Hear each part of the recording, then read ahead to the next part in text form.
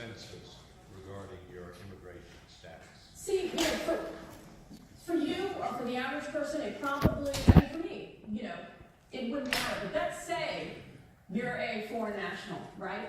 And let's say you hear about all the people being detained, that would deter you from filling out the census.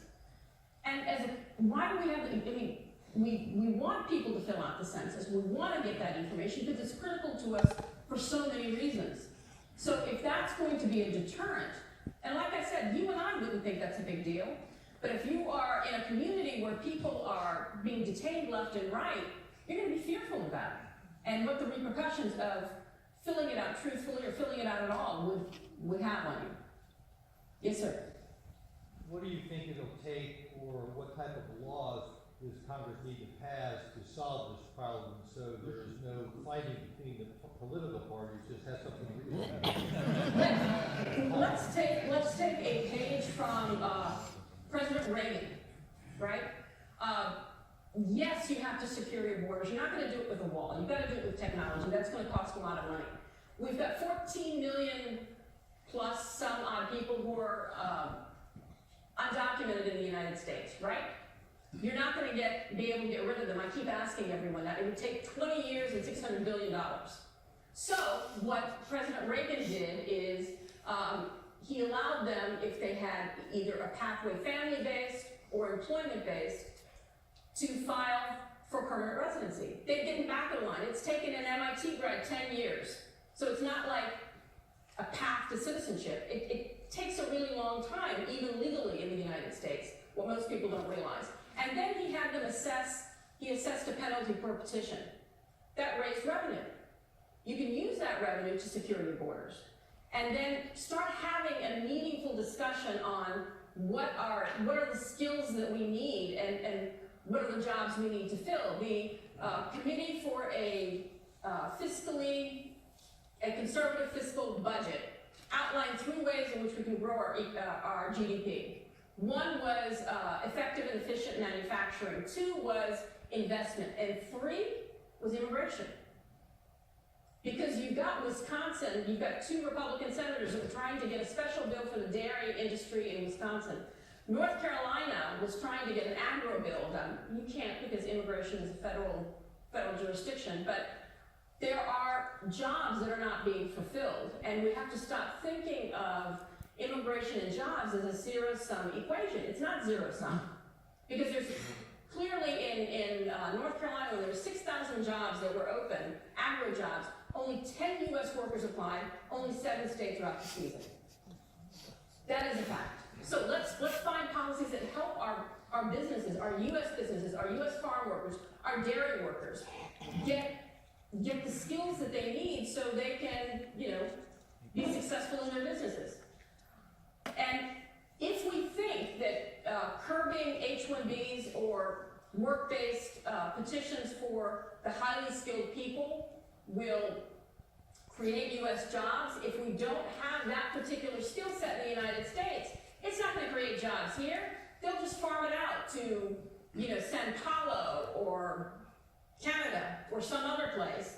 And so that individual who's earning the money there will buy a house there instead of buying a house in Richmond, Virginia. He will buy a car there instead of buying a car in Richmond, Virginia. He will pay taxes there instead of paying taxes here. So we have to think about it, like I said, taking our party hat off and trying to figure out what's good for our economy.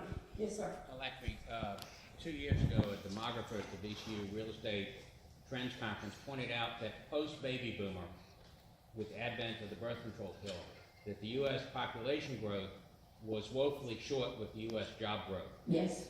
And how we continued to grow over that 25, 40-year period was through immigration.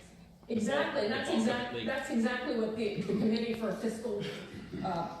Conservative Fiscal Budget kind of pointed out, was the baby boomer being one of the major issues as to why we need to make sure that we're smart about immigration. So why isn't the business community?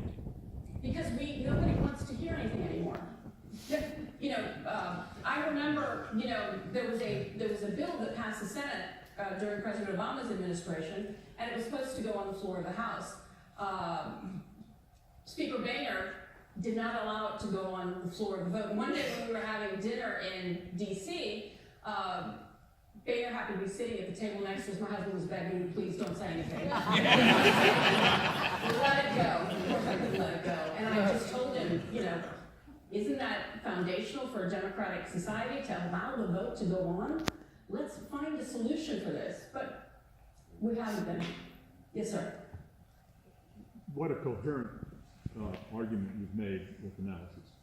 I'm going to ask you something. Can you turn your head around and without emotion tell me, is there any logic, or what would be the logic of the other side?